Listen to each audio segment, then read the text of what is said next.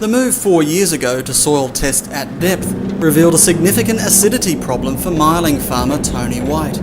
But the move opened the way for a liming treatment program which has bolstered yields even in low rainfall years.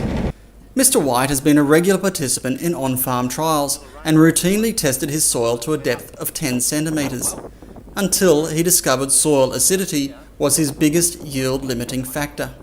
Back in 2006, 2007, I couldn't work out why some of my neighbours were getting better yields in the same amount of rainfall.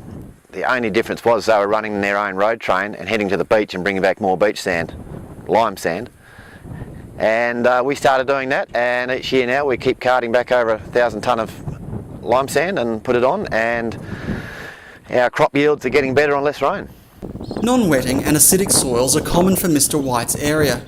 His change of approach was based on advice from the Grains Research and Development Corporation, which recommends soil testing to a depth of 30 centimetres to identify and address subsoil constraints as well as topsoil deficiencies. 30 centimetres is the magic area we're trying to get it down to, and that's where the moldboard plough's getting it down to. So it's really helping open up that subsoil layer, which before had the restriction of low pH. Mr. White was able to address both problems in tandem. His first move was to focus on non-wetting soils by trialling a deep ripping strategy, and then to tackle soil acidity with a mouldboard plough. We first, probably about 4 years ago, we thought we had to do something. We'd been doing a bit of deep ripping and not getting the results that we thought we should be getting. So we jumped into a bit of spading, and that proved to give us a 0.7 of a tonne yield difference from not being spaded, so there was a big difference there. We've paid for our spading in the first year. The next year we thought we'd do a bit of both. We did a bit of spading and a bit of mouldboarding, and we found that the mouldboarding has probably been slightly better for the same cost.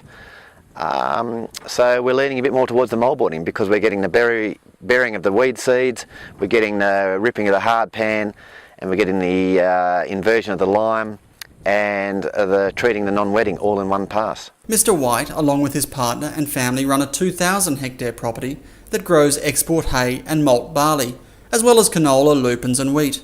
His soil types range from yellow sandplain to heavy grey clays.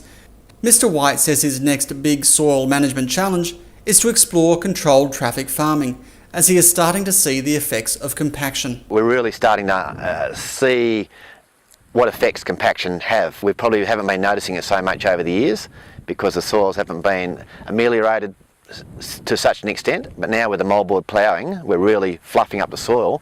We can really see where the tracks are gone.